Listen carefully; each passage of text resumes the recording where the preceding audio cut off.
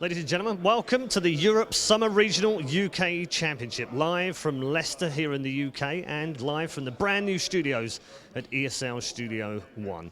It is day 2, which means it's the Group of Death day today as we head into Group B with Fnatic, Na'Vi, the Sandwich Monkeys and the favourites for the tournament, Team Dignitas. They'll be going head-to-head in Group B for the final 2 places in the semi-finals after yesterday's amazing matches in Group A. Just a reminder for you as well, $100,000 on the line for the teams this weekend, a championship trophy that they will want to take home, and perhaps more importantly, a place in the Summer Championships at DreamHack Summer is up for grabs for the winner of the championship. So lots to play for right now between all the teams. We're going to head into Group B today, but Group A yesterday was a fantastic day. It might not have had the shocks and surprises we were looking for, but my God, some of the matches were absolutely amazing.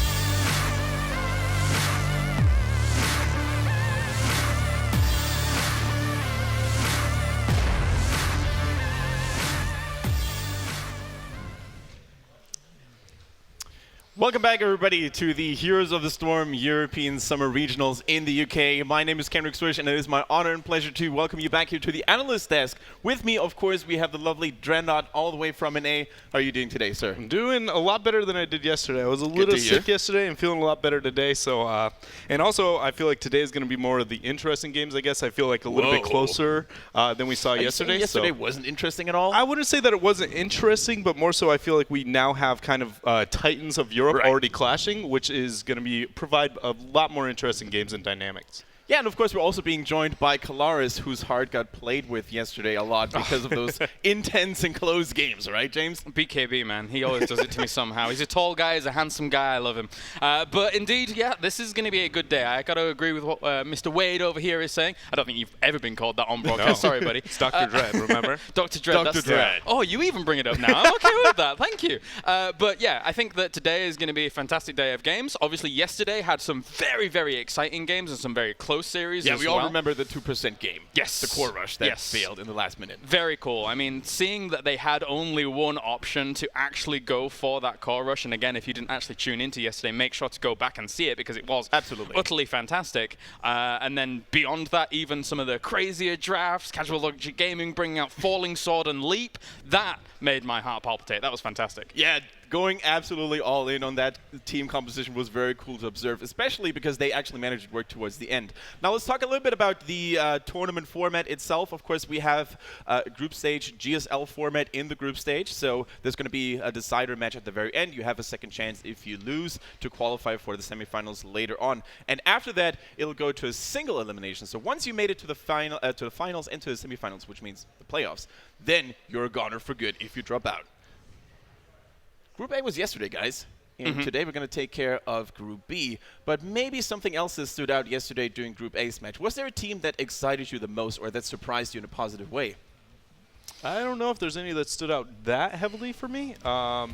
looking at it, I feel like Team Liquid kind of did as expected. They brought a lot of good games. I feel like kind of casual gaming brought out some interesting dynamics, but at the same time, kind of went how we expected. I think if anybody surprised me, it would have been Silence Monkeys, largely the Dragonshire Illidan game, because you don't really expect Illidan to have that big of success on that map. And all it was like one god tier mosh pit coming out from with the tour bus coming out from BKB to really like turn that game. So I feel like if anything kind of stood out to me, it was Silence Monkeys brought more to the table than I guess I expected from them. I feel kind of bad for saying this, but it's for some reason it's always my insanity that surprises me every single time. And I said it on the desk as well yesterday that it's got to the point where my insanity can no longer be considered the surprise in Europe. They have to now be considered one of the very tip-top teams in terms of how they are able to control the maps against Team Liquid. Even in a situation on Black Hearts Bay when they were going up against a very, very complicated dynamic of the Vikings play that was going on for them, they still, up until Lunara Death for Hassobs up to the top,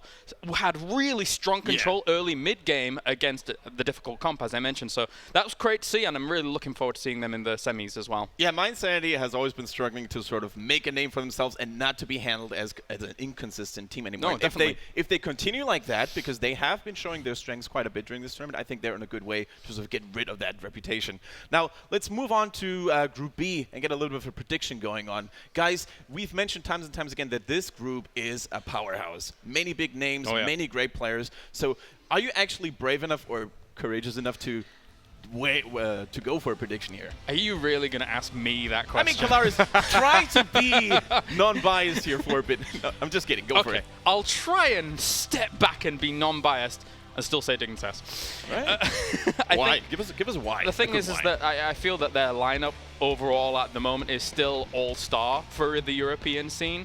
Mechanically, individually, they have some of the highest skill here in Europe. I mean, like, for me, Wubby alone is a name that stands out so well. You know, he's had his ups and downs in other teams. You know, he's transitioned from team to team or whatever. But on Dignitas, I think he's really found his stride even further than he previously did. It's funny to think that he started out as like a coach, and it wasn't even fielded on some the teams in the previous iterations of them, but is in a position now where he is such a strong flex player, or like can play some very multiple roles, and also with the kind of knowledge he brings to the game, really understands drafts very well in their little tight circle that they're in. Now, Dred, do you agree with James here that Dignitas is the strongest team, or do you have a different opinion on that? I actually agree. I think that Dignitas is probably the strongest team in Europe, without a doubt. They've been proud face there. They've been one of the most consistent teams, and I think that's something that is very telling of a great team. Yeah. You can always have the team that a specific meta becomes very complementary to their playstyle, and they have that moment of like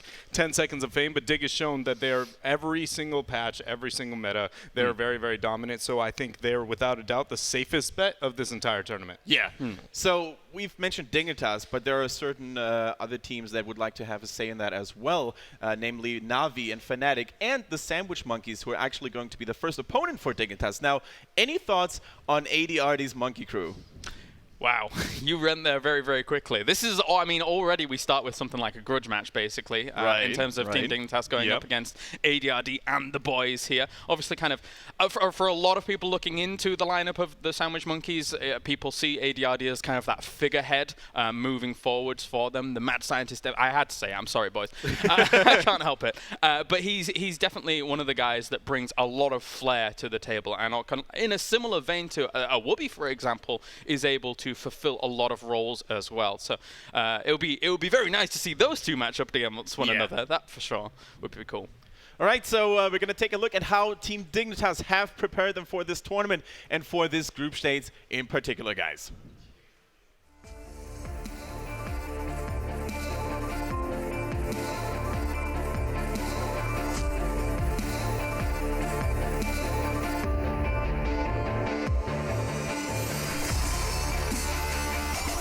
We prepared really well, I think. We prepared in Katowice, actually, funnily enough, which was obviously the location of the last regional. We used the Katowice gaming house, and while there, we spent a lot of time coming up with new strategies, and I think it's going to really pay off. I don't want to reveal too much about what we practiced there, but I can say that a lot of it is actually quite old, and people will be really surprised. So obviously our group is the group of death, as everyone calls it. It's got Fnatic and Navi. So I guess it's a bit unlucky to get that group, but at the end of the day, it's only the #1 seed from this tournament that will qualify for the global. So I don't think it's too big of a disadvantage for us. I think if we just play our game and we play well and we do the things that we prepared for, then there's nothing that can go wrong in this tournament.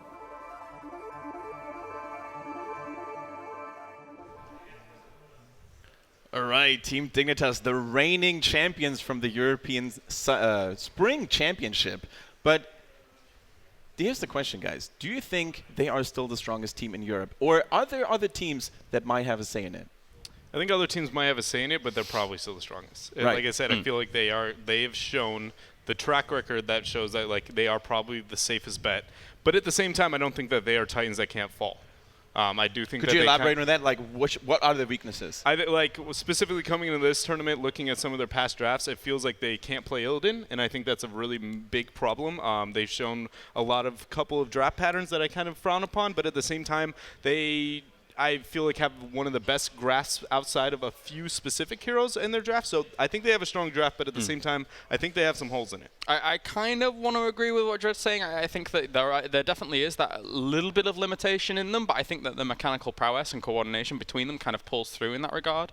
They haven't exactly been together for a monumental amount of time. It's not like they've transcended other teams and being like a team that's been like the X-Tempo Storm, which was together for so long, for example, or something like that. But the thing is that you've got teams like Fnatic and Navi in this group as well that are also in a similar vein, haven't been together for the longest time. They haven't quite found what clicks for them exactly.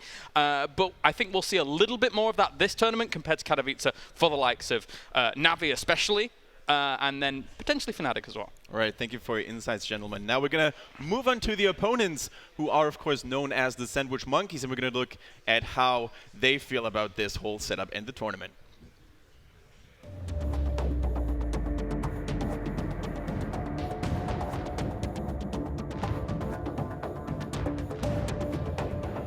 We're a new team.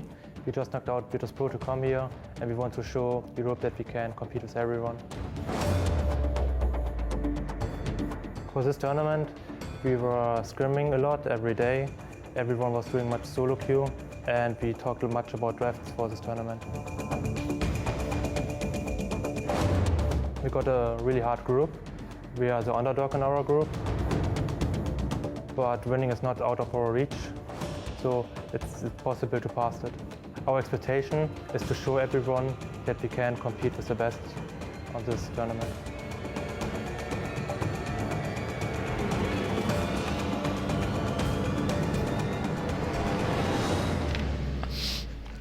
I knew that Team Dignitas had pretty boys in them, but are they so tasty? I don't know. But certainly a very nice and a very aggressive stance here from the Sandwich Monkeys. Now, they are a team that have been competing at the highest level of competitive play in Heroes of the Storm for a very long time. But do you think they have what it takes to make a statement in an offline tournament like that? I think one thing for them specifically, when we were talking about kind of the mad scientist ADRD, one thing that he's notoriously been known for is he's one of the best when it comes to winning a best of 3. He put, like, if you were to take any player with, like, how he can come up with some very unique compositions and different play styles, he's very much one that can win a best of 3 if he needs to. And if he decided to set his mark on Dignitas specifically, it might be the game that, like, the series that he can take. And I think, especially with the history between them, is ADRD will, specifically from the team, will be looking at this series very closely. Very, very closely. And he's not afraid to even like pull things out of past metas to then bring them back forwards. Like that's something that they can do. I don't know if they will do. Obviously the meta has changed quite significantly since the reworks, especially of the heroes. But there's definitely the potential for an upset. But when I say potential, you've still got to consider Dignitas' prowess here in the European scene. So it's kind of like the 80-20 split for me here. Oh, really? So, yeah, we've talked about it yesterday as well, especially in those best of 3 / best of 5 series, there's sometimes a phenomenon called the meta in the meta. So you really have to adjust specifically on what the enemy team does and maybe ban something against them. Do you think that banning, or how much would you actually say that the drafting is important in these kind of games? I mean, with the best of 3 specifically, this one, I think it's going to matter. But overall, I feel like Heroes of the Storm draft is far more relevant than we see in kind of traditional brawler-style games as well. Like, I just feel like the draft is very, very important, which is why you see that, like, the term, like, given to ADRD, that is like, well, he can win a best of 3 because it does it in draft. It's like he doesn't even have to outplay you; he just has to outthink you. So I think it's very crucial here. We saw a limitation yesterday in the European scene, and some of the drafts went down the path of we are, especially I think from Team Liquid's side, we are going to limit supports. And that's something that in the past has affected Dignitas, or at least been a attempt for teams facing Dignitas to try and limit that position going forward into the game. So that could be something that becomes a dynamic here. Obviously, you know, targeting Bakery is something that people love to do because, let's face it, everyone loves targeting Bakery in almost every single way. But aside from that, it is a powerful way to approach things against them. It can sometimes cripple them in positions. Yeah, so I just heard word that the first map between those 2 teams is going to be Infernal Shrines, a map that we have seen plenty of times yesterday as well. Can you maybe tell us, guys, why this map has become such a team's favorite in competitive? I think it's because it brings every strategy is viable on Infernal Shrines. There is, like, you can go with the kind of a split pushing global style strategy. You can go with a just 5-man deathball style strategy. I think because the diversity of the drafts that are viable on the map, everybody has become far more favorited towards this map than it was in the past. Yeah. It's definitely something that has caught my eye a lot. It's been super interesting to see how people have drafted into this. As yesterday was the best example. Teams drafting for just an all-around good composition. Teams drafting for the map. And oftentimes we saw those people that were drafting for the map win out pretty heavily, I would say. Right. I actually think that after casting Korea, that was the biggest thing I learned from that tournament. Right. Was that it seems like everyone from North America and Europe, they're worried about tier lists. They're worried about having the best composition, and then Korea just goes, but what about the map? Yeah. And then, like, for instance, Diablo on Inferno was something that we saw MVP Black run consistently, and we see it now in other parts of the world, but nobody went in and, like, thought, well, Diablo's a weak hero. Yeah. But we're like, but on Infernal Shrines, he becomes a god. And that's the great thing about this game. The fact that there is such map diversity, and Shrines, is, again, has found this huge popularity, of course, especially during this tournament, but because you can have that dynamic. There's 3 ways of drafting, I feel, right now. There's targeting your opponents, there's drafting just because of tier lists, and there's drafting because of map. And the map one, when that trumps out, when you are thinking in that kind of depth that we saw yesterday specifically, is super, super cool. Right. So you bring a lot of interesting points to the table here, guys. So you're basically saying that maps are very important, but you have different ways of approaching the map. You have different ways of banning stuff away from the enemy team that they would have maybe liked to go for. Is there anything else you have to pay attention to on Infernal Shrines in particular? Like, what kind of team comp in your ideal world would you go for? I think wave clear is something I really heavily look for. I add more than anything, I feel like wave clear and anybody who gains an advantage in skirmishes within chokeholds, specifically kind of like the Diablo, anybody who can work very well in that head-to-head tight chokehold style fighting area, like Sonya's another one who's very great there. Tacitor provides the wave clear, great suit of supporting. Heroes like that on Infernal Shrines just become far more valuable on that map than others. We are into the draft. Right, guys, so here we are, and as we can see, there has been a little bit of banning going on already. Illidan no longer available. I wonder why. Yeah, because he's one of the top-tier melee assassins. Can you maybe elaborate a little bit more on that? Well, it's mainly Dignitas. Like I said, I don't think they can play Illidan, and they'll be banning him legitimately every game. They're in a first-pick situation. He has a viable opportunity on this map specifically, and they're going to be banning him out. We might see them pull it out at some point, but like I was talking about some of the other things Dig does, they valued Kael'thas very heavily, and that was something I harped on a lot yesterday. There we go. They go with the first pick, and Sandwich Monkey sticks to Li Ming. Not surprising for them. They actually value Li Ming higher than every other team in Europe. Yeah, basically for Mene on Team Dignitas, he is the spellcaster. And whoa, Stitch is coming in super, super fast. Yeah, that is actually really high prioritization. I did expect the Stitches from them, but probably post-second ban phase. This has got to be slam build on a map like this. Got to be slam build surely, and then from there it has good. But I mean, what you mentioned before, Tassadar and Sonya coming in, this is still playing to the map, but they are such strong all-round picks that they still have, you know, a wealth of opportunity later on. So it's not like revealing too much. It plays to the map as well. Right. That's always interesting to observe when teams pick relatively neutral heroes that are good in many, many comps in order to prevent spoiling too much information to the enemy team. And Tassadar and Sonya are definitely two of those heroes. They also work really well with each other. We now see a false set being banned, global mobility, a lot of disengage coming from Mighty Gus. That's always the strength from false set. I think Sylvanas ban would be really good on the side of Dignitas right now. I really would like to see them ban that out. It's something TSaM is willing to pull out a little bit more than some of the other teams, and I feel like strong range DPS are something that they kind of struggle with a little bit right now. They do traditionally pull like a double tank as well, but I feel like tank isolation is not realistic for Dig right now. I would really like to. They have an absurdly strong 3-man already on their pickups, right? They accent the map, and individually they're considered tier-wise very, very powerful. So as long as you limit the, let's say if Sandwich Monkeys are able to get one large advantage when it comes to kind of getting one shrine, and then you remove that from them, I feel like there's little that they can do to win this game. I already love Dig's draft.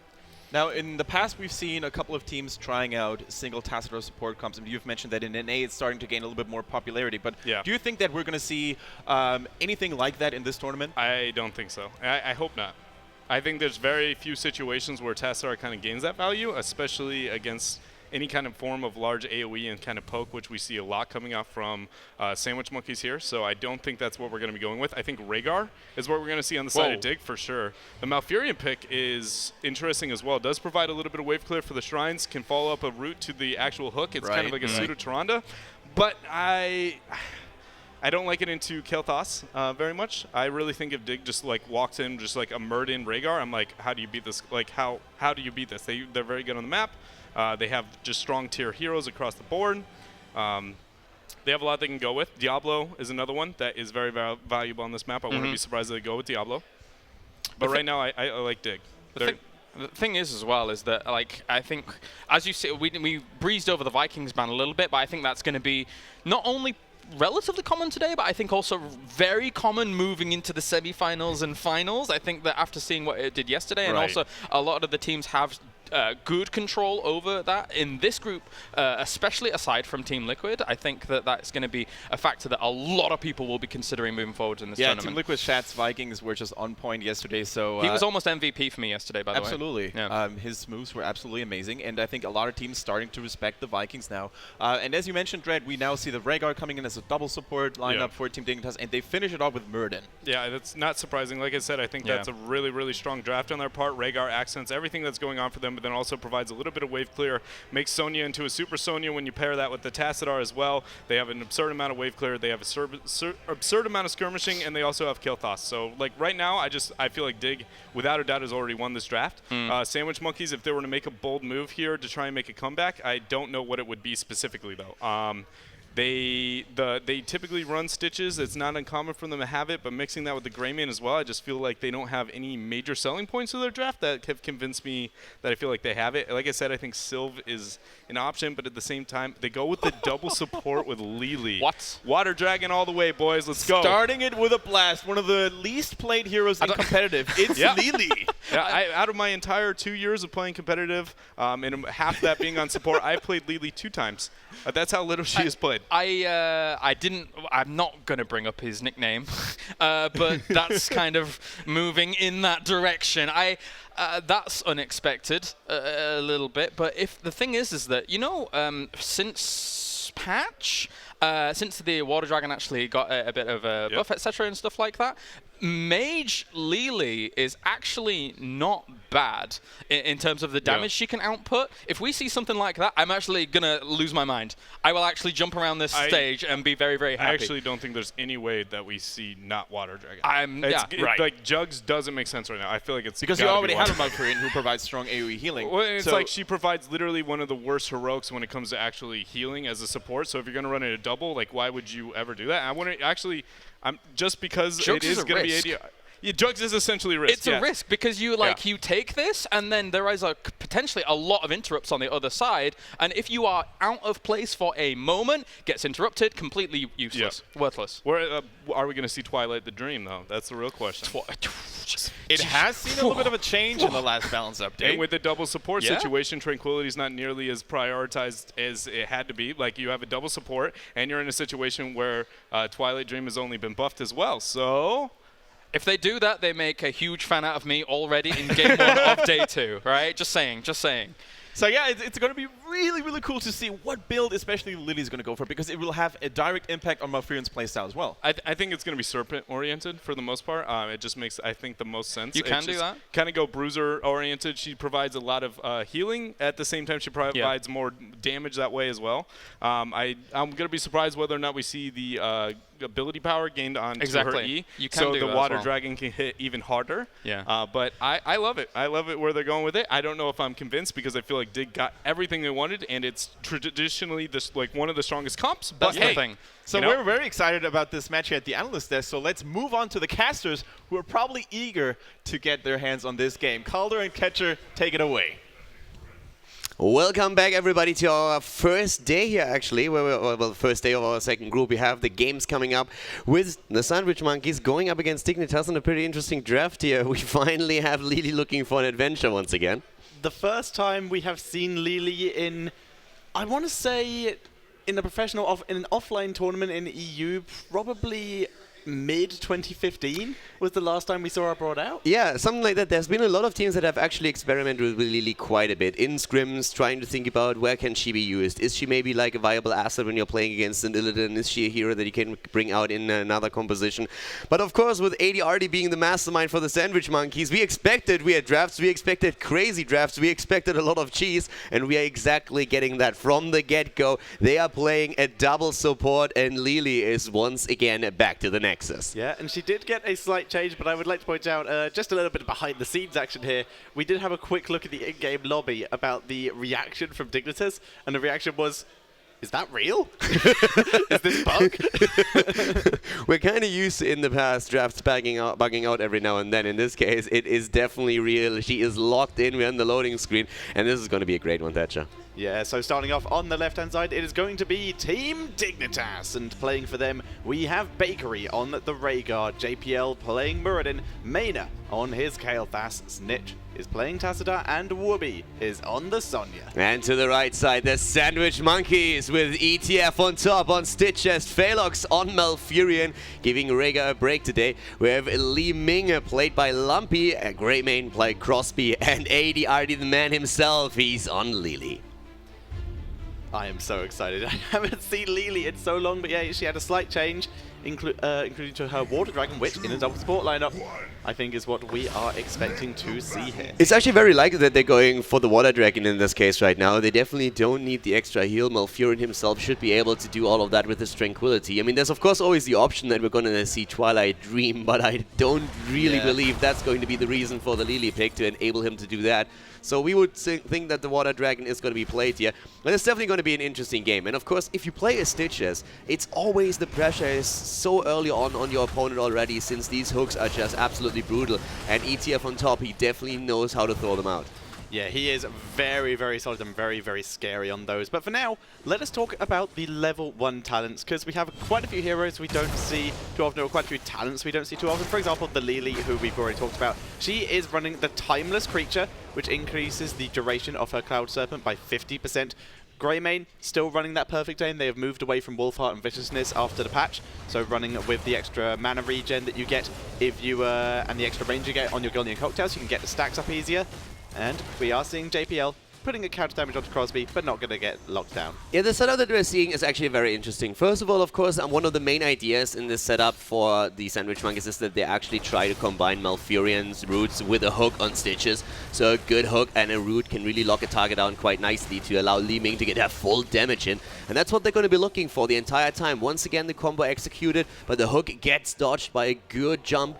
And keep in mind that, especially with Malfurion, one of the ideas in this is that you can use Tranquility against the damage that comes out of Kael'thas with the Phoenix, with the Living Bombs. And there's, of course, quite a little bit of AoE also to be considered, especially when we're talking about Tassadar, who can always drop that storm.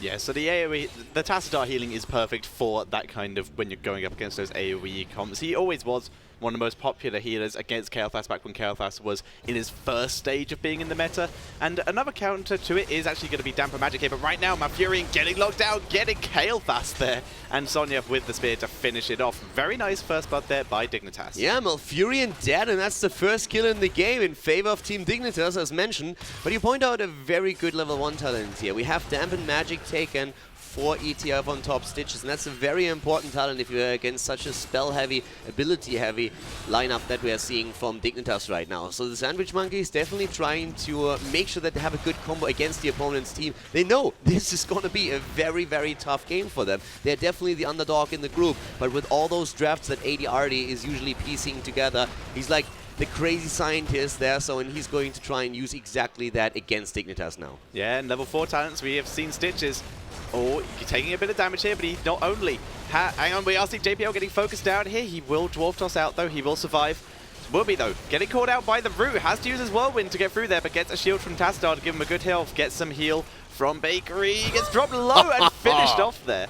Yeah, well done. They get the kill, and that's now kill for a kill. And once again, position on the shrine taken by the Sandwich Monkeys.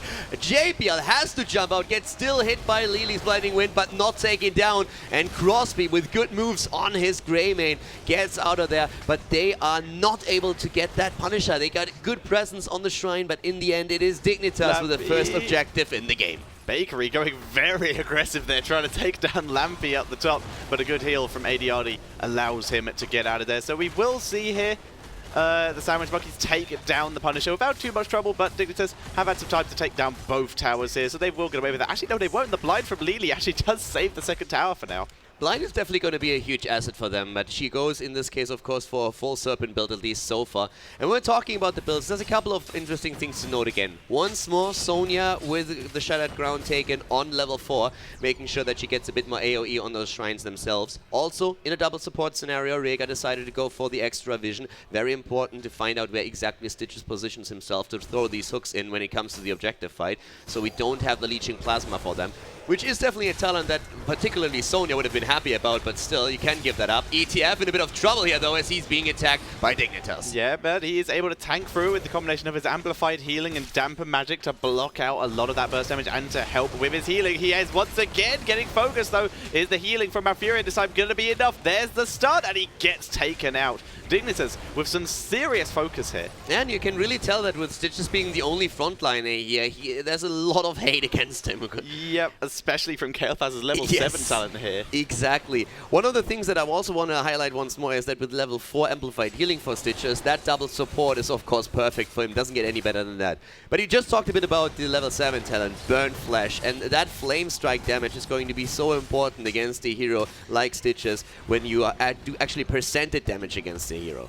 Yeah, and that is a huge deal. All you need to do is to hit 2 or more heroes, and with the Stitches and the Malfurion going to be next to each other due to the roots, and Greymane going to be hanging around that area as well, there's a good chance of hitting multiple people. And with the amount of crowd control Dignitas has, they have proved time and time again that they are exceptionally good at combining their abilities to make sure that Mania gets the maximum damage out of this hero. I'm having a little bit fun right now with the level 7 talent on Li Ming.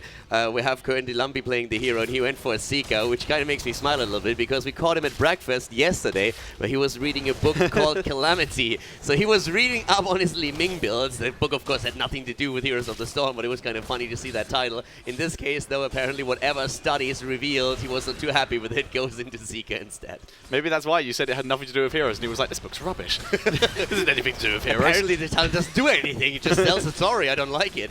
But yeah, in this case, of course, with Zika, he can get quite a bit on point damage, and if they get that hook into root combo, that's what they're going to be looking for, so that Li Ming can get the full damage in and blast the target into oblivion. Yeah, there's the Flame Strike. Nice hit there. Dignitas trying to wrap around, but they've taken quite a bit of damage. Snitch has been permanently coming in from below or from above on these shrines. Delampy having to get away thanks to that Living Bomb, but right now, the Sandwich Monkeys do have control of the shrine, but Dignitas have such a huge head start. They only need 5 more demons and they will have that Punisher. Yeah, it looks very much like the second one is going to end up in their favor once again, but we have Booby now also going deep, trying to create a bit of space for the rest of the team. Gets hooked, but is able to escape, even with the root placed down. And Punisher number 2 now barreling down through the mid lane, and Li Ming gets blown to pieces. Like, this is turning against the Sandwich Monkeys really fast. Yeah, and here are the heroics for Team Dignitas. Just in time to continue this push, they take down Stitches, and they will get the fort here. They have everything they need. They have that Phoenix, so they can siege even further if they want to. Where's that Water Dragon when you need it? No slow in this case. They have to wait for one more level until they hit level 10. And just look at the momentum that Dignitas is building up here. A 2-level lead already for the favorite in this series. They are on level 11.5, and they're pushing it in even further. The second Punisher, allowing them to go through the fort and even drop the wall at the keep. Yeah, so they have a good opening now for the next time they are able to take a Punisher in the mid lane or just take a big advantage there. But we do now have the level 20s. It's Twilight Dream, Caldor! It's Twilight Dream coming in from Malfurion. Lily yet to pick. Is she just going to pick Jug for the healing because Malfurion's not doing it? We finally have Twilight Dream taken, ladies and gentlemen. It has become a reality. I did not believe in it. We actually have it. So if we are going to see that great silence, that could be so much. You do a ton of damage with that talent, of course. And at the same time, it's more about also that silence against opponents. So this is crazy. There's a little bit of mana regeneration that comes into play as well, but it's usually not really the crucial factor of the heroic ability. And in this case, we are also seeing for Lily, not the Jugs, it's the Water Dragon. Two supports, both going for damage. The wind up on Twilight Dream is quite hard to land with the amount of stun that Dignitas have. Nice wall there from Snitch, preventing this push from coming too much further. But they are still putting pressure onto the top lane. Mid lane, though, has been kind of annihilated. I totally love that they commit to it. We haven't seen Twilight Dream in ages. Even in double support scenarios with Malfurion, you usually see Tranquility so that you can push into the opponent, especially against teams that are running a lot of AoE damage. Tranquility is just a valuable talent, but they don't go for it. They go for Stitches on the other hand, Dignitas that is, but they can't take ETF down. He is able to escape, and the rest of the team is now coming down to the rescue, trying to collapse on Dignitas and deep-push the lane, which is heavily pressuring the keep in the mid lane. Yeah, Damper Magic really saving Stitch's life there. But like you said, we do have Sandwich Monkeys, a talent down with the objective about to spawn. They're still a full level and a bit away from their level 13s at this point. They're in serious trouble. They find JPL, but he's Muradin. They're not going to be able to catch him, especially with Bakery right there with the healing. There's the cleanse, there's the heal, and the hook didn't even hit anyway, so JPL gets out. Yeah, Bakery drops a few of his cooldowns, but saves the ancestral healing, which is of course incredibly important since this talent still has a 100-second cooldown, and that's just a little bit too much to waste in such a situation. So they are waiting once again for that shrine. I want to highlight, by the way, that especially Mena with those Flame Strike does an exceptional job timing his Flame Strike in a fashion that he gets the maximum amount of minions and steals them away from the opponent, even if they do not have position on the shrine, which is actually very, very nice. In this case right now, massive push on the other hand by the Sandwich Monkeys, not going for the shrine. They realize they're down a talent. They have to make that move now. They're trying to kill a few of the structures to close the gap in experience. And that is, of course, an opportunity that Dignitas takes to get that Punisher and has a huge lead now up at the top because of it. Yeah, they just left Sonya and Tastar up there, or just mostly Sonya to get the demons there, whereas Tastar was soaking the top lane as well to keep Dignitas ahead, whereas the rest of the team rotated to help slow down the push of the Sandwich Monkeys. And they're playing hugely aggressively here. Stitches getting locked down, but they put a lot of damage onto JPL on the stage. The hook misses though. JPL just mounting up here, but down goes Greymane here. And Sandwich Monkeys just getting picked off one by one anytime a stun lands. Yeah, it was really a problem that the Punisher jumped in as well, and Crossbeat down. That means it's once again a 4 versus 5. And let's keep in mind that they still don't have the level 13 talent. They never ever got an opportunity to go and use their heroic abilities in a good fashion. They want to go in with a silence and then collapse onto Dignitas and use, of course, the Water Dragon to slow them down and just like hunt them down one after another.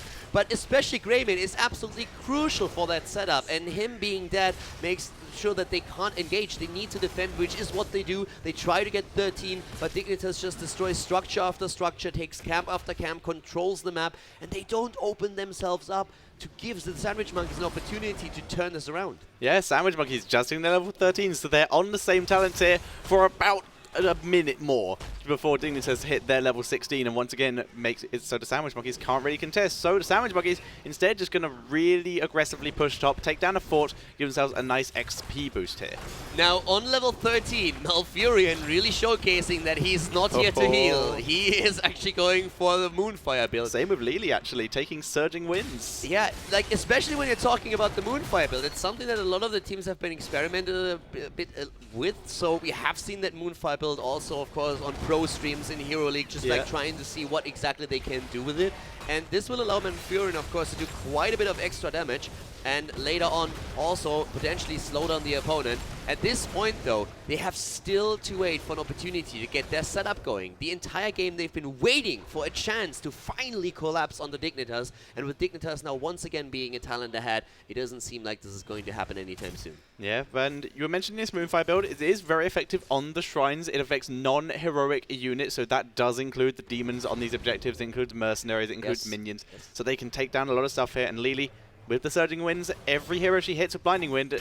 Oops, JPL gets hooked in. He should be fine, but he is very, very far away from his team. There's the Dwarf Toss. Root does not hit, though. I love how much the two teams are actually adjusting their builds. I mean, look at the level 13 on 16 on Rhaegar, for example. He goes for the Hunger of the Wolf, so once again, percentile damage. They are really trying to pressure Stitches as much as they possibly can.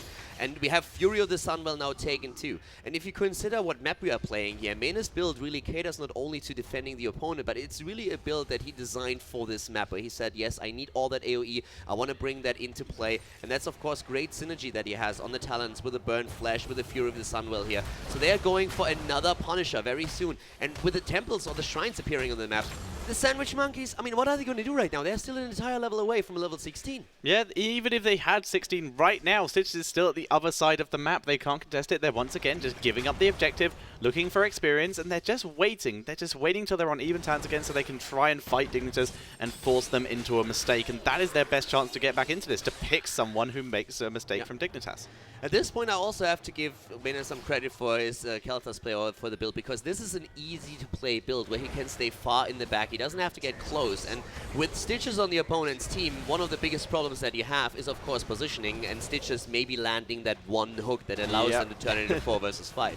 So as long as Mena, with his style, stays far in the back and allows his team to shield him, he will be able to get that damage in over time, like in every single fight. And he has the top damage for the team right now. So very smart builds and setups here for Dignitas as they push in once again with the Punisher, trying to take down Li Ming. But their real goal, of course, is to eliminate the Keep. Yeah, the double healers, though, keeping Li Ming alive. The Keep will go down, but the Punisher getting kited a bit. Greymane, now the focus. They've taken him down before. In comes the Twilight Dream. Greymane comes in. Water Dragon comes down, but this is a massacre by Dignitas. Stitches getting locked down and chased. He's getting body blocked away from his core. Lily trying to heal him. The Force Wall away from it. He uses his last bite to try to stay alive. He's still being body blocked. And finally, looks like he will go down. And that is also going to be the core dead. And that is GG. And Dignitas take game number 1. The Sandwich Monkeys, they give us the Twilight Dream and the Water Dragon, but Dignitas claims victory. Well done, and therefore the lead in the series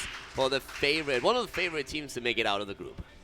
Yeah, and as much as that was a cool game, I'm kind of disappointed we didn't get to see the two ults from the two heroics from the supports more. That we saw one from each of them at the very last fight, and they just got deleted very quickly. I mean, when we're looking at what happened here, Dignitas just had a very smart setup for the map, and they also had very great talent builds, which I really find very impressive considering how exactly they chose. They made small adjustments that did not only cater towards the map, but also to take down the opponent's team.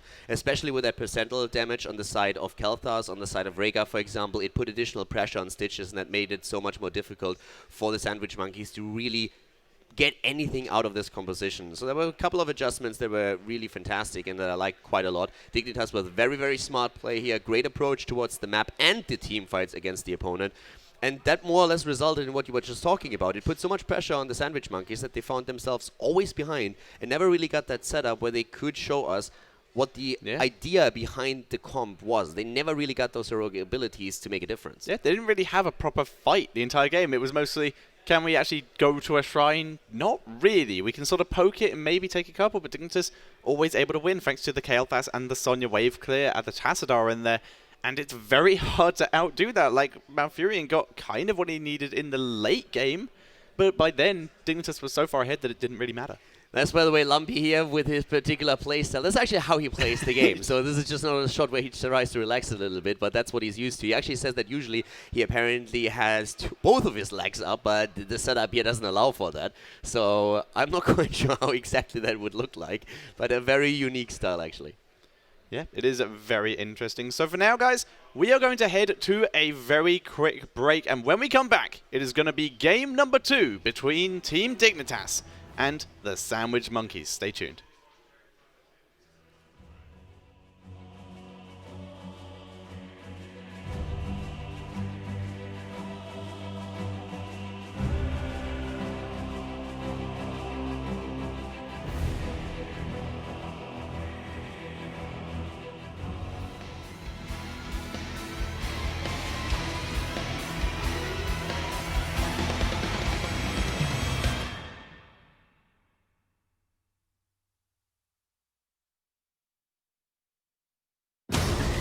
am I? You're wanted for treason. I've always been loyal to the Dominion. Rogue agent, send reinforcements immediately.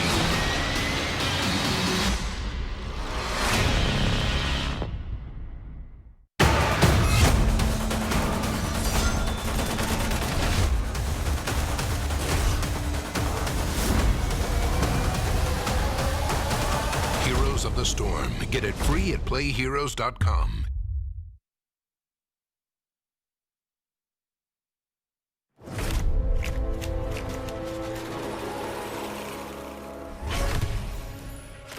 There was a time long ago when I fell under the influence of treachery and darkness. I now go into battle, redeemed by the purifying power of the light. I am Lady Liadra, and when I shine the light's wrath upon you, there will be nowhere to hide.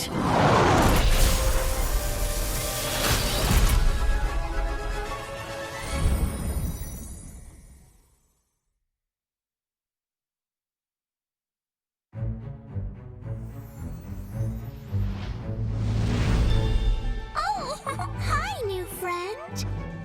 I am Brightwing. Do you know about fairy dragons?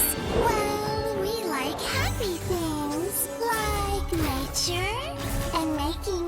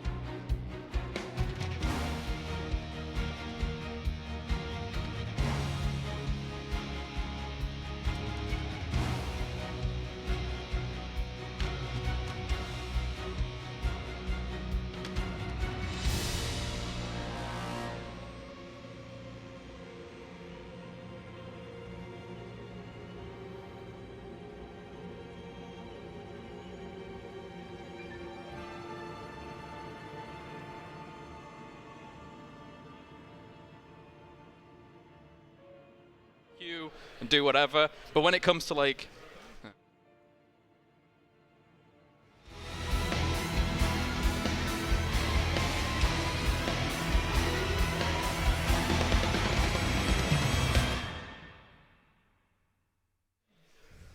All right, welcome back, ladies and gentlemen, after a very curious first game between Team Dignitas and the Sandwich Monkeys. Now, guys, my first question to you is, did ADRD go full mad scientist? Yes. I normally don't answer with one word, but that's pretty much where we were at there. It's a little bit difficult. Obviously, we said in the draft that it's hard to go up against a composition quite like that from Team Dignitas. They got themselves in a very, very good spot when it comes to just having a very, very solid draft. But then beyond that, when you throw a spanner in the works that is crazy like that, sometimes you can catch people off guard. But it didn't work, and that's the I think they caught themselves off guard, didn't they? I love innovation. I love it. I just don't know what the logic was other than the surprise factor. When that's your only selling point with your composition, you're going to have a bad time. Like, if you intentionally like go something where the opponent doesn't suspect it and it's not so straightforward, right? And I felt like their composition just was like, well, okay, I get it. It's new. It's innovative. But, like, what's the argument of the viability of the composition, right? And I don't feel like I personally couldn't really construct one for that comp. Now, we took a look at the lineup that Dignitas had as well, and they rocked the double support too. Do you think that that was actually too much healing and too much sustain for Malfurion and Lily as a sort of semi-DPS to handle?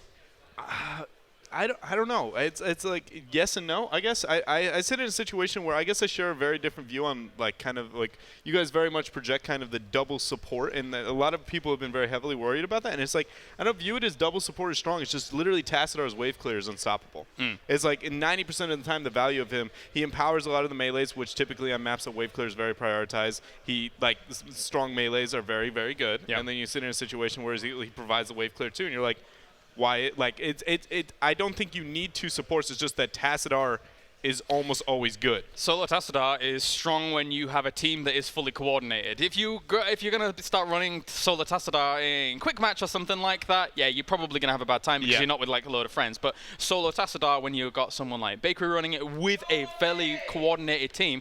Calm yourself, is in a position where, you know not to go fully ham because, Tassadar is not going to be able to help you out in those situations. You know to be patient, wait for exactly the right moment. Right, so we have game number 2 at the ready. The map is going to be Tomb of the Spider Queen. Yep. A very interesting one because we see crazy rotations every now and then, especially during the early stages of the game. Yeah, I think this is going to be draft-wise an advantage situation for Dignitas, largely because this is going to be their map selection.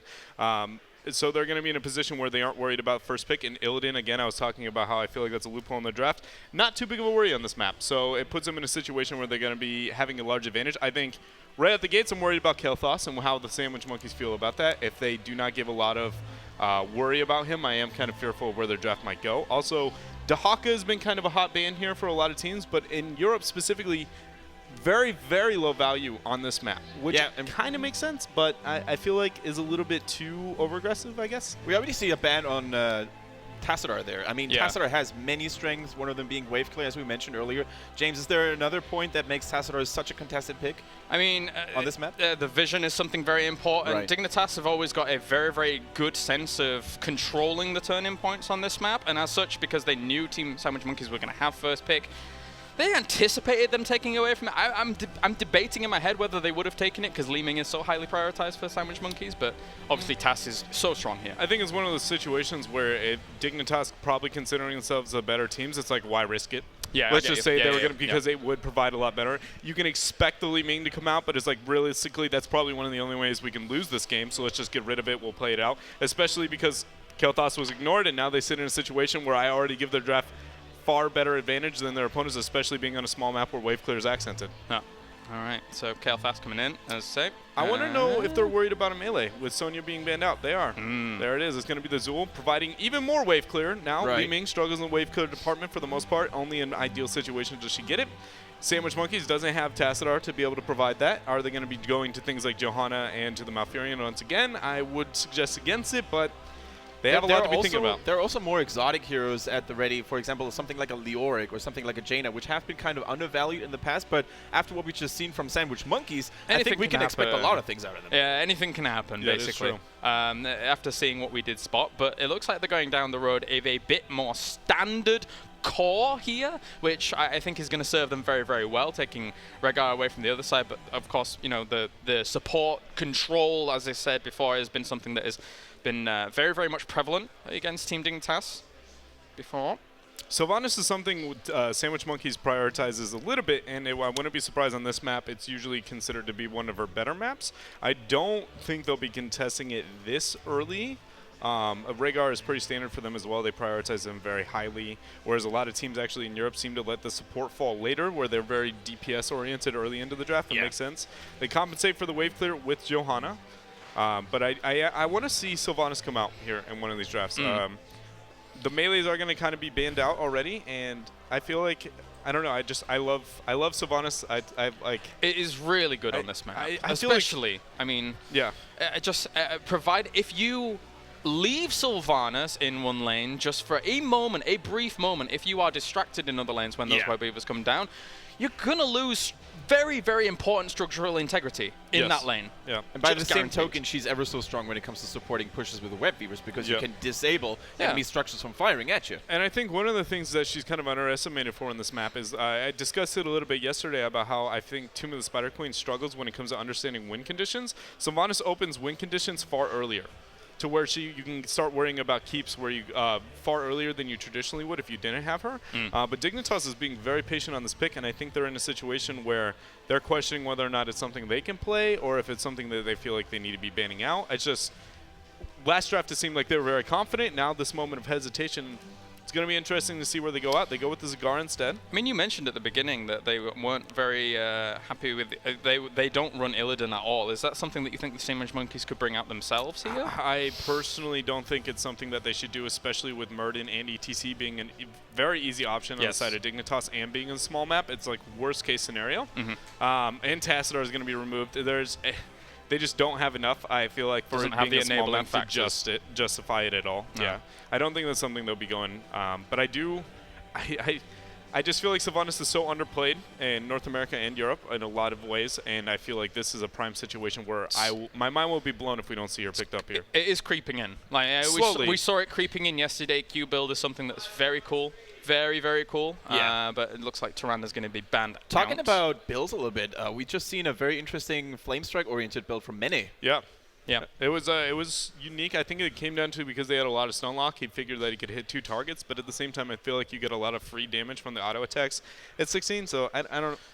Yeah. I don't know if I felt like it was better by any means. I can see the justification. It provided a lot of poke as well. That's the thing. Like, if you do go for the auto attack build, you are putting yourself in the theater of danger, I suppose, compared to a Flame Strike build where you're able to get that range and be a little bit more safe in those kind of assaults. And I mean, when they're playing such a stable composition, putting himself anywhere near the theater of danger, I think, isn't even necessary in this kind of match where they've considered themselves the favorites. Do you think there's any chance they're going to toss Lunaris this game?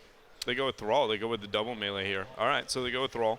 To answer your question now, no. No, yeah, now I don't think that'll be the case anymore. But they've picked Lunar. They've avoided Sylvanas and kind of replaced it with, in my opinion, like kind of a Lunar at times, and I thought that might be something they go with. I'm not surprised. Zul pairs very heavily with this, like, a death ball. You know, you hit 1 E onto a target and you just all in, proceed to just remove them from this world. So not surprised there. They have a lot of wave clear as well, so he's going to be a strong solo laner for them. Especially with Zagara banned out, nobody can deal with the lightning. It's just going to be poke on poke on poke. So, and Sonya's going to be banned out too. There's 0 answers for the Thrall, so I actually like that pick probably more than I gave it credit for until I saw all that. Yeah, no. Now that you've analyzed it like that, it's who contests that? Very, very difficult. You're right. Also, we see a cool situation here where neither of the semi-supports is available to the team. So, are we going to see? I don't think we're actually going to see anything of the double support in this game. I want rather have more traditional lineups. I want Dahaka. Dahaka is still available. I want Dahaka. That would be so cool. If they didn't have Johanna, I agree. I just feel like they needed a kind of pairing setup in most situations, especially in a map that it gains less value and kind of Europe mentality on the draft. I don't think we'll see it. But I agree with you. I think Dahaka, I'm surprised how little he's gotten through a majority of drafts here. Banned first game, yeah. now nothing. He's banned in a lot of games, actually. A lot. A surprising amount. They go Team with Liquid's Leoric. BKB was very frustrated about that yesterday. He really wanted to play him. Yeah. I mean, you mentioned Kendrick at the start, the Leoric potential, and he does. I mean, on this map especially, it's small. You know, he has great wave clear potential.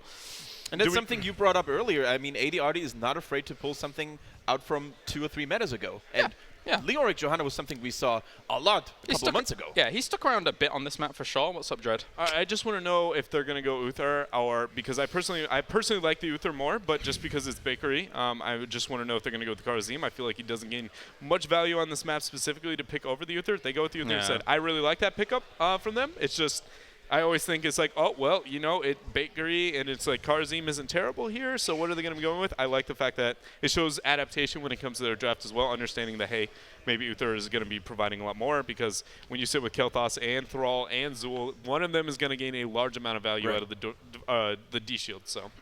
So we've seen a very cool game first one, very one-sided, however. Which team comp would you say has the upper edge in the game number 2? Which team has Kel'Thas? Them. I will not say, like, I literally, this rest of this tournament, whatever team gets Kel'Thas, he provides wave clear and he provides an absurd amount of single target damage.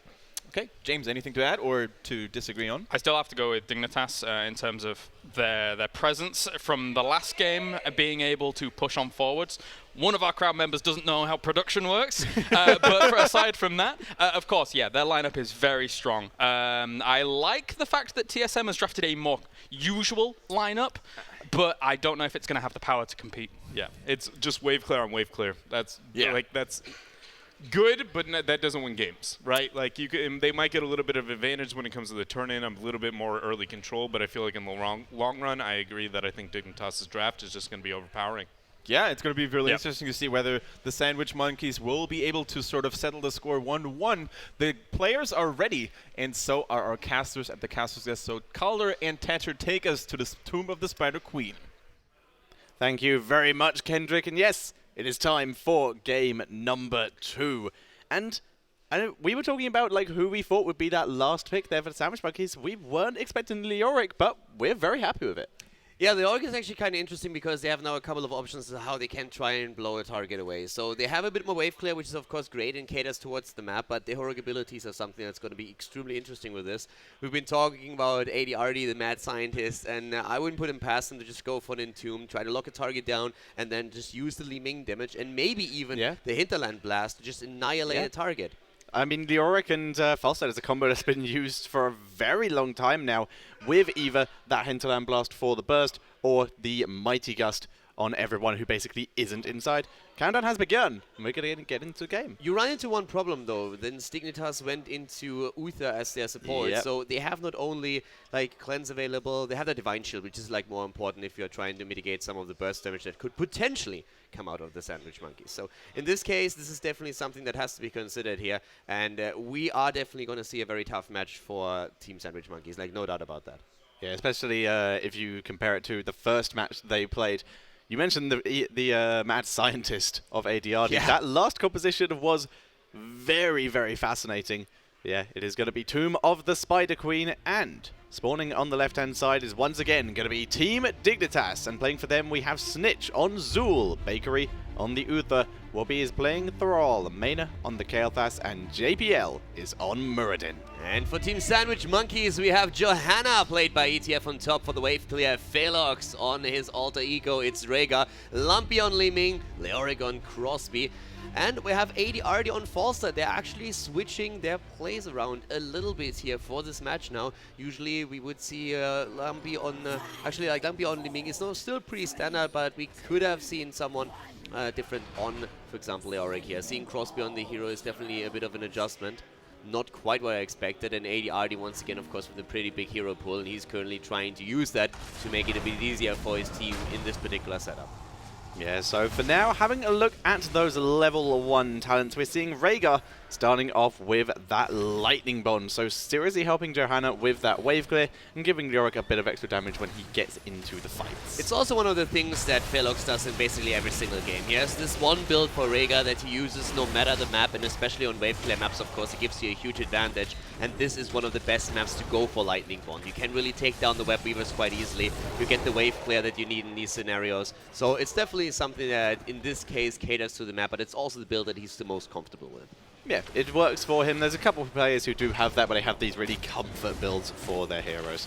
JPL getting harassed. He's run into a lot of enemies here, but once again, he is Muradin, so he is able to get away. Takes a lot of damage for it, but he will heal up thanks to his trait. Yeah, I have to admit that I'm also a little bit scared for the Sandwich Monkeys in this setup right now, since we have a very good setup for Dignitas that they're extremely comfortable with. Like, every single one of their players is a hero that he is very familiar with, that he's comfortable on, and that he played already a lot.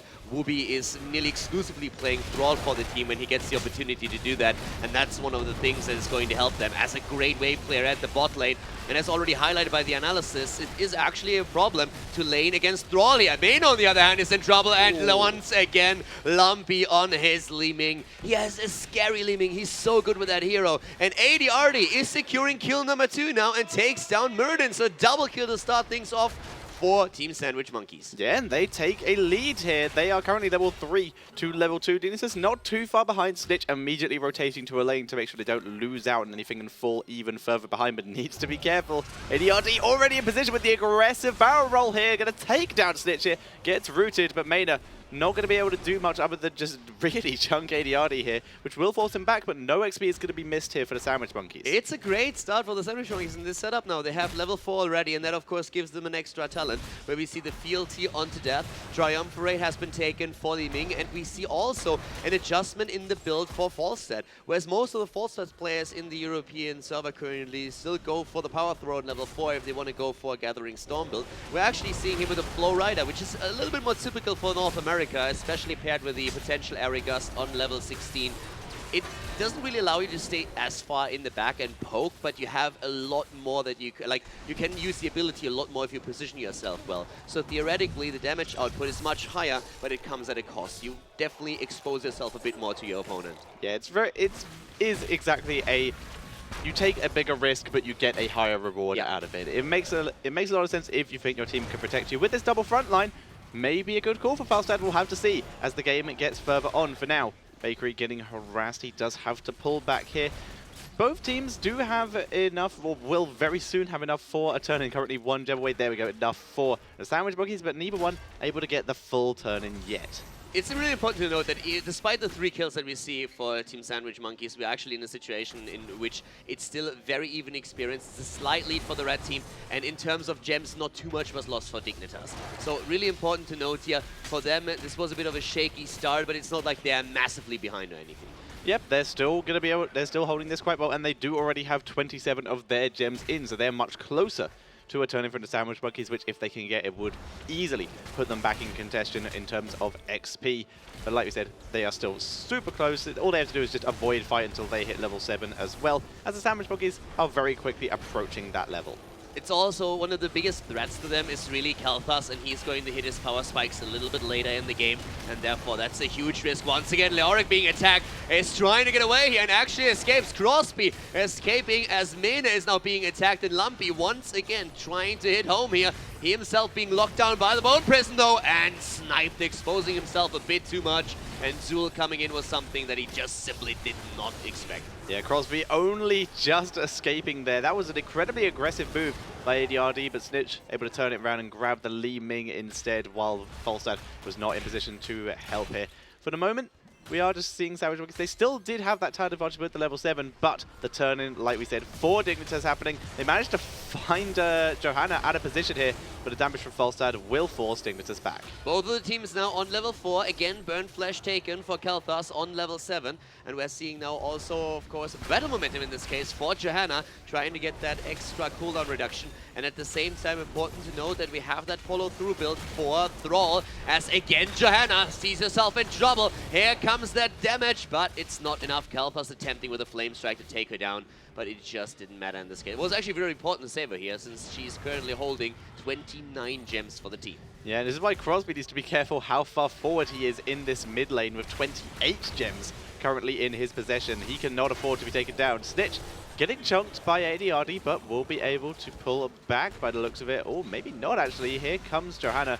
She won't be able to catch up, but the damage helps out, and Falstad able to pick up the kill. And that was a really important one. That's a lot of gems, and he flies out. And it's like, I mean, this was pretty incredible. It was a great kill for them. A lot of gems now wasted on the side of Dignitas, but they still have the Web Weavers pushing in, starting to do some damage here. ETF, he's really playing a game on Razor's Edge. Yeah, he's able to escape once again. This is, like you said, about the 5th or 4th time that he's very nearly been killed and just been able to pull back at the last moment. And after the Web Weaver wave, the Sandwich Monkeys, despite the push from Dignitas, do come out fairly okay. They're still technically ahead in XP, and they easily have enough gems to return it with 98. Yeah, and a few to spare. I mean, they're like at 101 right now. That's nearly 2 waves if they get them. And Crosby himself could complete that turn-in already. Okay, he has 37 turned in. Now we are just waiting for ETF or someone else to hand in theirs. As long as they can hold on to those and don't die, complete the turn-in, it would be great for them. But Dignitas is trying to prevent that at all costs, of course. ADRD once again going super aggressive, this time onto Bakery, who takes huge amounts of damage, but here comes the turnaround onto the Rhaegar, who tried to chase Bakery a bit too far. Now they turn it onto ETF, and in comes ADRD, wiping Snitch again for about the 3rd time this game. He has been very good at these target attacks, and that is the turn-in for the Sandwich Monkeys. And I cannot stress how important it was to take down Snitch here. If they only lose Rhaegar and then it turns against the Sandwich Monkeys, they might actually lose even more gems, lose that advantage, allow the Team Dignitas to turn in again, and that can decide a game in this situation. So getting that counter kill against Zul and then having the opportunity to turn in themselves and get the first Web Weaver wave is huge. They also have now their level 10s, as does Dignitas, and that's incredibly important now. So the Sandwich Monkeys are going to look to do massive damage with this push. Yeah, they're pushing super hard as a group here, except for Falstad, who's pushing against Thrall in the bot lane. But this push in top is going to be super dangerous. In comes JPL and Snitch to try and do something about it, but JPL takes a lot of damage here. Bakery just being super careful around the side here to not get himself caught out, because he has that Divine Shield up. If he gets taken down, his team is in trouble. There's a Divine Shield onto Snitch, who pops the Poison Nova, forcing him back, but Falstad coming in. Ancestral lands onto the Johanna here, but she's getting focused. Nice Mighty Gust, though. Really good Mighty Gust from ADR. It was an important one. They were in trouble, and they knew it, and the Mighty Gust saved them, at least for now. But JPL isn't done yet. He tries to go in. Here comes the Bone Prison on Falstad. ADR in trouble, as once again Mena drops the Flame Strike. The kill against Leoric starts them off, but the Chain Lightning is not able to chase anybody down here. Once again, we're having Dignitas with a decent defense. Only a few structures taken down by the Sandwich Monkeys, but at least they were able to put a lot of pressure onto the top 4. Yeah, so they'll be able to take that very, very soon. And once again, these two teams sticking very, very even in XP. Leoric spawning in a very unfortunate position. He might not actually get out of here, dropping very low. Will be looking to chase, but ETF is there in time to defend. It was actually a very close call. Like, he had in the last moment a change of direction, and that made Wooby miss that wolf. If that thing locks him down, he is dead. So in this case, he really wanted to interrupt the turn-in, and that came nearly at a huge cost there. But in the end, Dignitas still gets the turn and has another Web Weaver wave descending onto the map, and they are now in a great position where they have with Kel'Thas finally some solid damage. They have also that Phoenix ready, and that's going to be a problem for the Sandwich Monkeys. They are going to look for a kill, particularly, of course, against, well, in this case, Mena on the Kel'Thas. The problem is still that Divine Shield on Uther that Bakery is going to try and hold back for long enough until he finally sees that Entomb go down and can save the target. Yeah, whereas on the other side, the Sandwich Monkeys, it would be wonderful to focus down the person with the most gems on their side, which is Johanna, but that means you have to focus the tank. But this time, they did do a lot of damage. Johanna pulling back a bit here. She does have to be careful. Yeah, she is the warrior on the team, but she does have to be careful. If she loses those gems, it's going to be devastating. Both attacks locked down here. Here comes the Bow Prison, but the Iron Skin tanks her through it. The Entomb, it lands. In comes the Ancestral, keeping Johanna alive. Yeah, the Entomb was actually grabbing a lot of people here, but Leoric finds himself extremely low. Sundering, and there's the kill. Leoric down once again. They go for the fort, but not only that, massive damage comes out of Kel'Thas again and forces Rhaegar back. The fort is down. Great engage. And in the meantime, we had the top lane being pushed by Web Weavers as well. Once more, the Mighty Gust force a bit of a retreat. Forza trying to fly out, just barely making it. But Dignitas still ahead, taking down so many structures and getting a huge lead in experience. Yeah, are getting further ahead, but for now, ADRD has been doing a great job keeping his team in this game. His backline assassinations have been perfect. The focus he's put on Snitch has been solid. He kept Kael'thas out of that fight for quite a bit and very nearly picked him off at the end. You're absolutely right on that. ADRD is playing a great fall set game here, balls to the wall, and he is really getting rewarded for this too. He gets good kills, he has very nice disengages here with the Mighty Gust. And if you look at just like kills, we have still a lead for the Sandwich Monkeys. I mean, they're 5 versus 4 in kills, but in experience, Dignitas is currently running the show. Yeah, they are that little bit ahead, but finally looks like ETF may get that turn. No, denied by Bakery for the moment. He has 58 gems. He needs to get those in. Denied via the Wolf. And no one's letting, they're not letting this happen. They just say no. But there's the Entomb onto Kael'thas. That is huge, but the stuns come out and Kael'thas will survive. They did not have the follow-up damage here, and that was the main issue. Once more, Leoric is in trouble. Wooby is trying to chase him down, and Wooby actually going for Spell Shield on 13 to make sure that he has a bit more survivability. ADRD, he's using again the Mighty Gust to allow his team to retreat. The problem is that Johanna is caught, and now they lose a huge amount of gems with this. Yeah, and they're going to lose Crosby as well. Look at that. Bakery in position to guard the gems. That is 58 gems gone to the wayside. And as such, Dignitas are looking in a very strong position here to just keep collecting gems and get ready for the next turn. In the meantime, they can also, if they want to, collect map objectives. Kael'thas already in bot lane, starting that easy camp. The rest of the team could, if they wanted to, move over to the Bruiser camp. There's a few key things when we were looking at these engagements. We have with Zul and the lockdown with the Poison Nova threatening the two frontliners, and especially Thrall always coming in. A lot of space created for Mene. He has so much freedom on his Kael'thas that he can do damage whenever he wants to. He's the top damage dealer for his team with 38k of damage dealt. But the important part is that also we have still Thrall on 31,000. Both of these bad boys are much higher when it comes to the hero damage than any of the heroes that we are seeing for the Sandwich Monkeys. And the main reason is that, first of all, Kael'thas, he can do whatever he wants. Since his team is creating the space, he's never in trouble. And at the same, even if he gets entombed, there's nobody to follow up the damage because Zul and Thrall plus also Muradin are just creating that space and pressuring the backline of the opponent. So there is just no opportunity for False and Liming to do the damage they need to do. Yeah, they're really having trouble. However, False, we do see the Leoric get taken down here. ETF looking to maybe engage, but decides against it due to being at that Leoric down.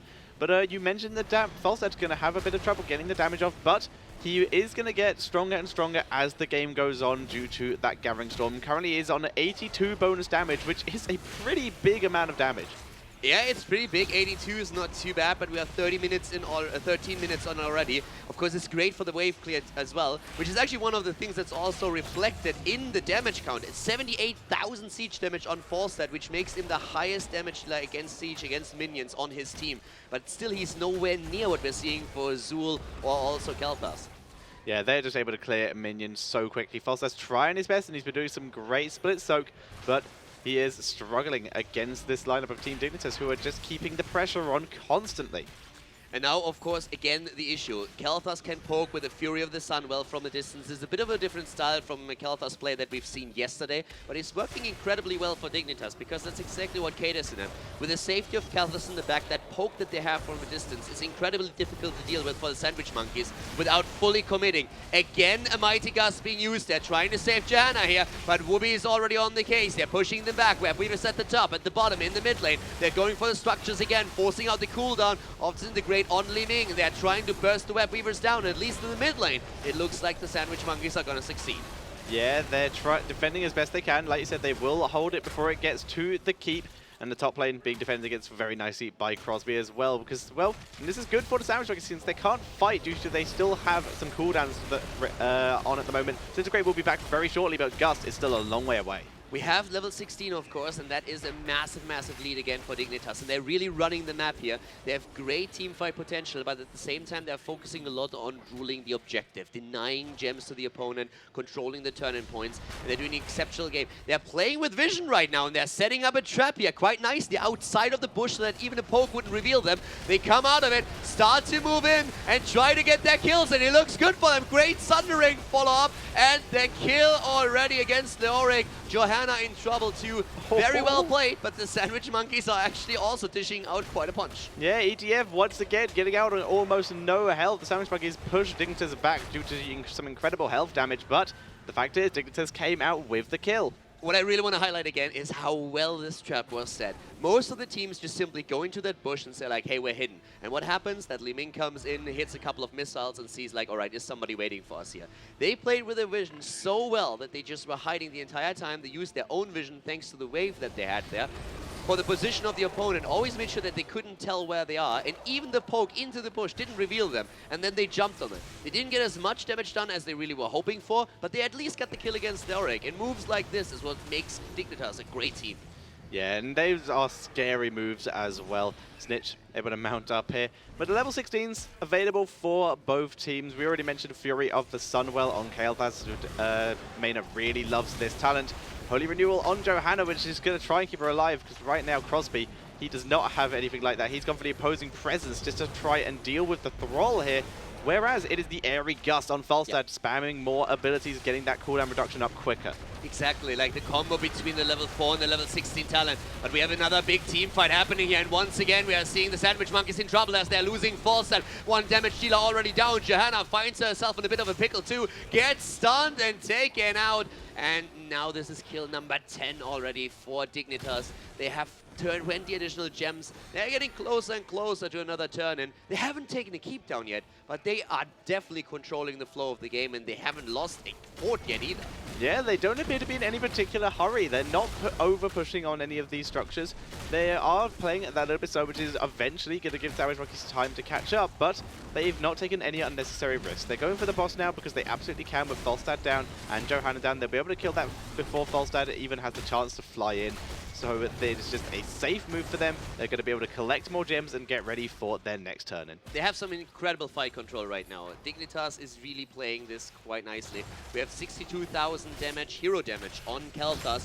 We're seeing 50,000 on Li Ming. Those are the two highest damage dealers in the game at this point. And, well, let's put it like this. The game is a lot more stressful for Li Ming than it is for Kael'thas. Yeah. Li Ming has been having a pretty rough time. Kael'thas, ADRD has been trying to give Kael'thas a hard time, but has not been able to lock him down as much.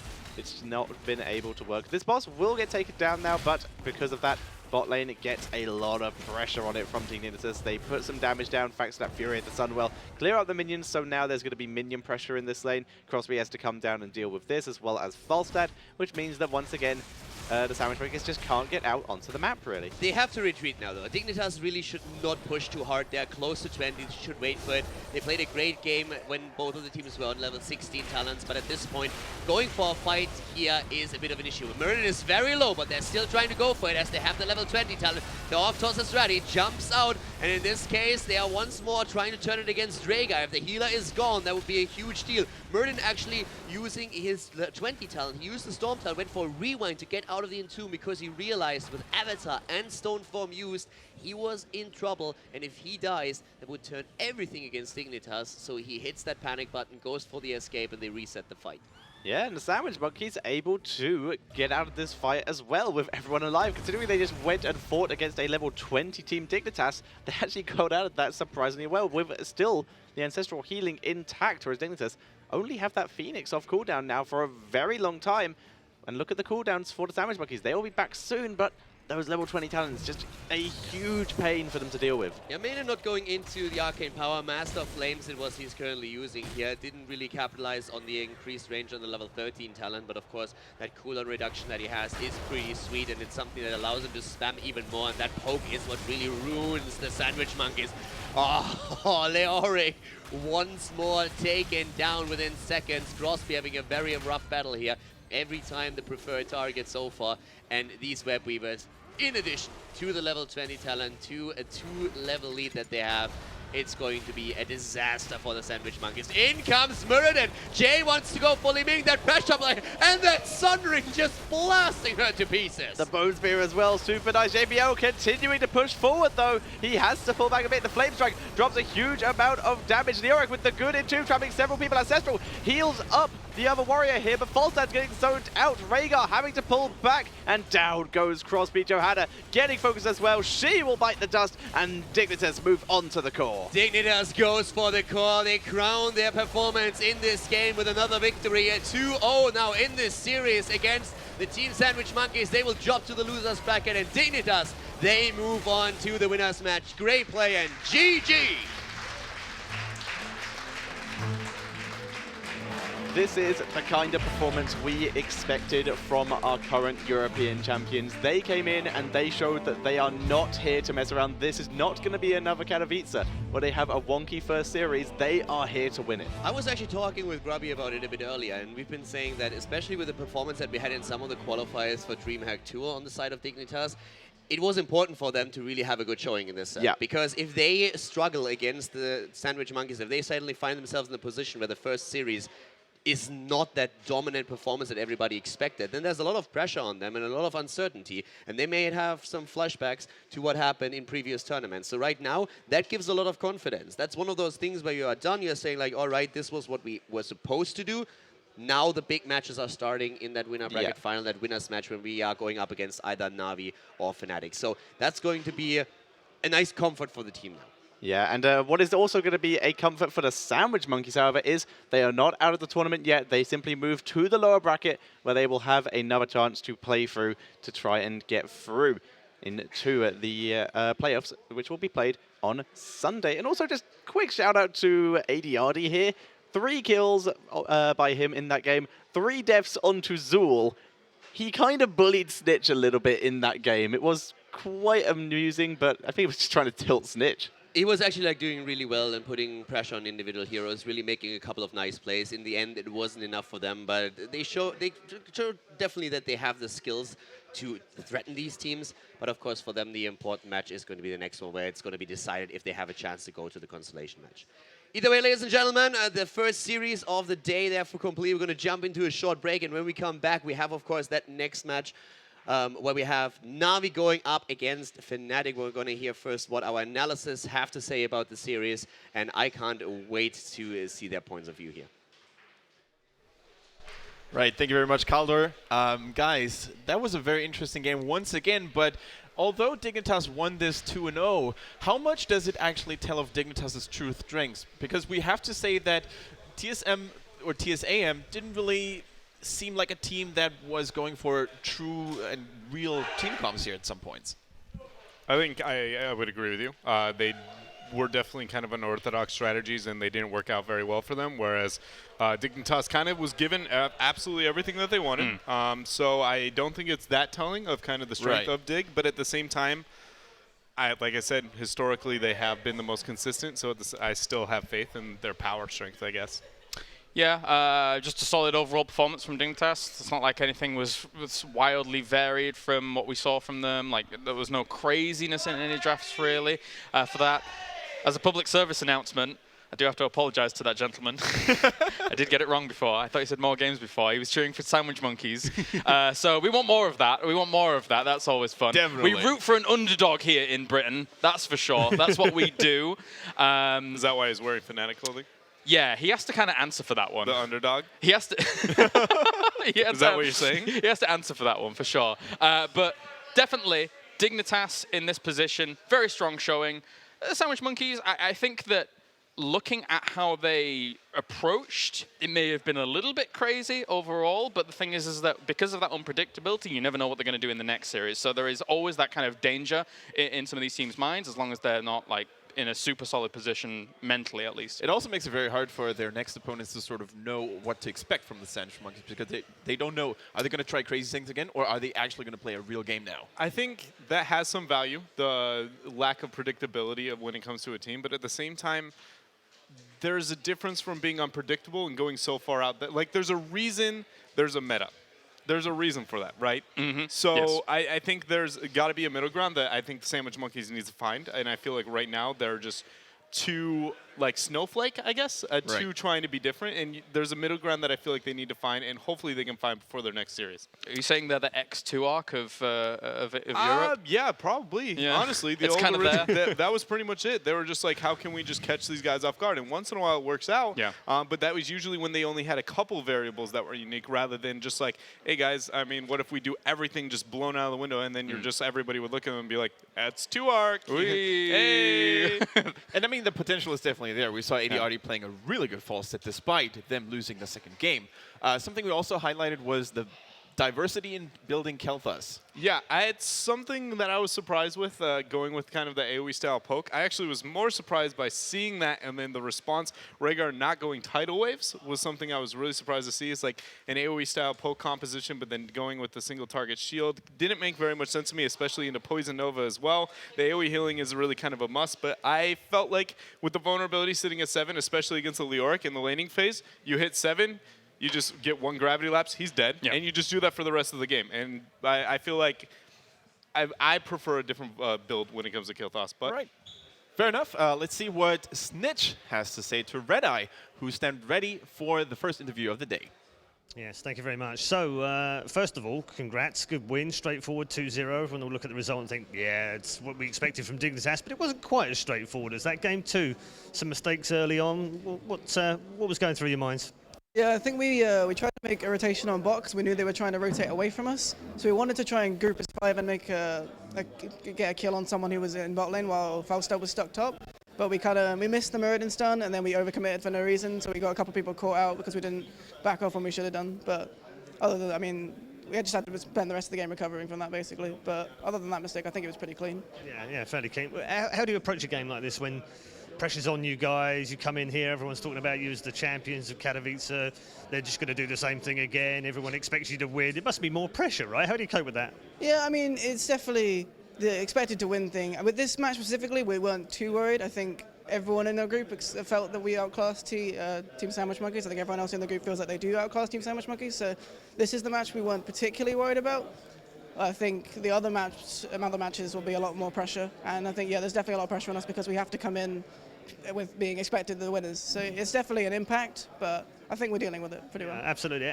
Does it add more intrigue and kind of pressure to you guys internally as well, knowing that it's not just the money and the trophy, which obviously you want to win, but there's that spot in the summer championships as well? Yeah, I think we're definitely pushing more for the championships than anything else. I don't think the money or the trophy is as much of a concern. It's definitely getting to the championships. That's what it was at Katowice, and we were glad to win as well, but it was always about getting. We wanted to get there and perform well. Any particular team you'd rather face in the upper bracket of this group? Both pretty tasty teams, Fnatic and Na'Vi. Yeah, I don't think we have a preference. I think either team would be a really hard game, but I also think we can beat either team. So I don't think we're concerned with who goes through. We're prepared for both, so we just, we hope we'll be able to take it as confident as we think we can.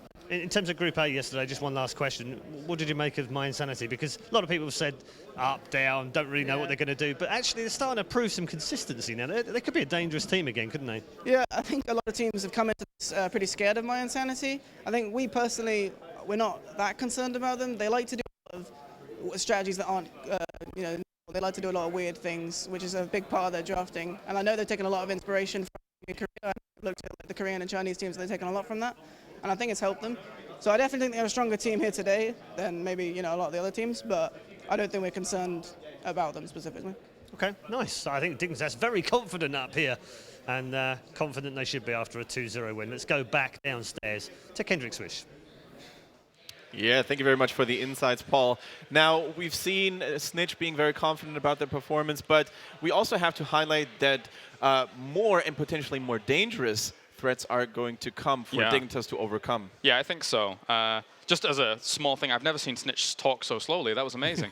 But I think moving forwards, yes, looking at this group, Dignitas expected their first game to be pretty easy for them. Let's be honest. Let's be honest about this. Their threats are awaiting them, for sure. When you look at Fnatic, when you look at Na'Vi in this group, they are the bigger threats to them. And I think that looking at how it's going to play out, it's going to be a lot closer than it was at Katowice, between those three in particular, for sure. So there is definitely a lot to still unfold here today. Right, and the two of the teams that are going to be a potential enemy for Dignitas are going to dug it out right now, or pretty soon at least. Dread, anything you look forward to in particular? Personally, I look forward to hopefully Na'Vi showing up.